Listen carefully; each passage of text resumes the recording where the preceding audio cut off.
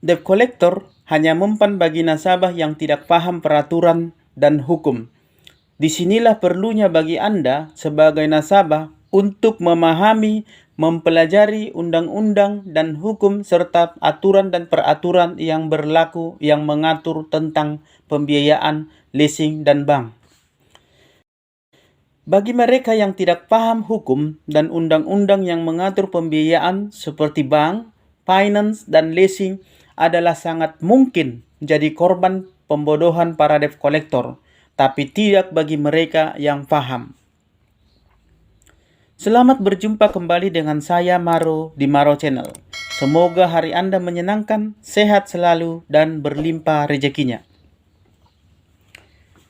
Adalah sangat penting bagi setiap orang untuk mengetahui dan memahami aturan perundang-undangan yang berlaku, sehingga Anda tidak menjadi sasaran empuk bagi mereka yang berkepentingan dan bagi mereka yang mau mencari keuntungan dari ketidakpahaman Anda tentang hukum dan peraturan. Sebagaimana kita tahu, dalam dunia perbankan, leasing, dan finance, sering sekali nasabah yang jadi korban. Kenapa?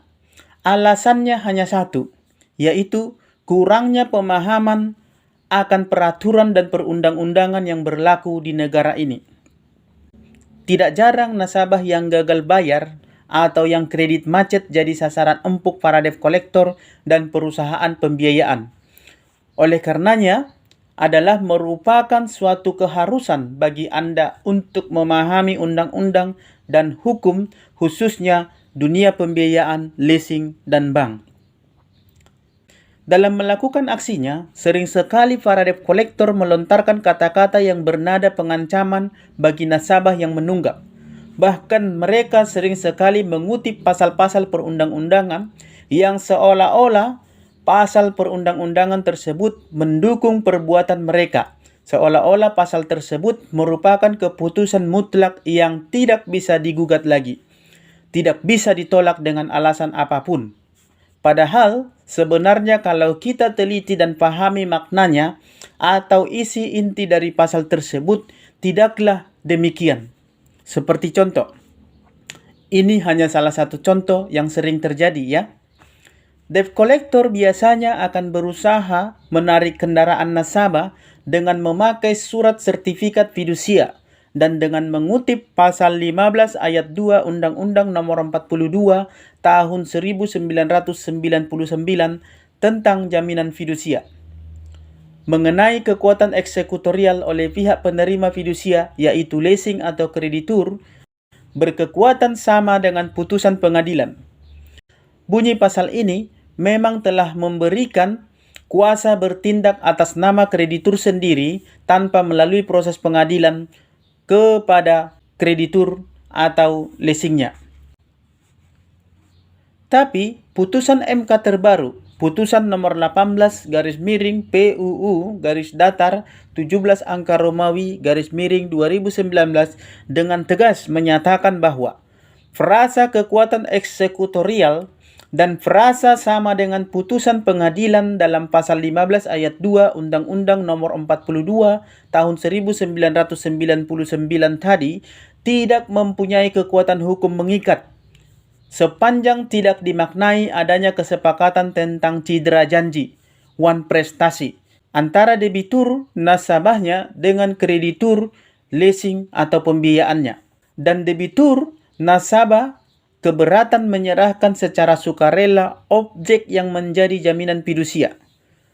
Maka perlu diambil tindakan alternatif, yaitu kreditur atau leasingnya harus membuat permohonan ke pengadilan negeri untuk mengeluarkan putusan pengadilan tentang objek jaminan fidusia tersebut.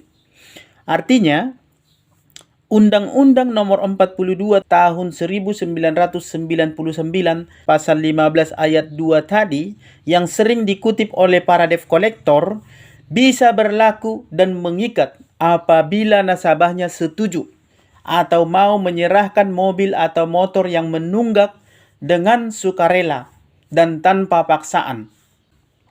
Tapi jika nasabah keberatan karena sesuatu alasan, maka pihak kreditur leasingnya tidak bisa memaksa menarik kendaraan dan kreditur leasingnya dipersilahkan untuk membuat permohonan ke pengadilan supaya dikabulkan kuasa eksekusi terhadap jaminan objek fidusia tadi.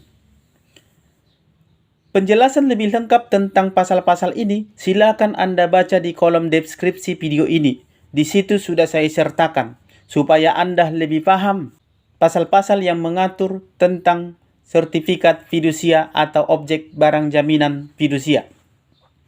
Nah, begitulah cara-cara yang dilakukan oleh para debt collector untuk menarik kendaraan nasabah yang menunggak.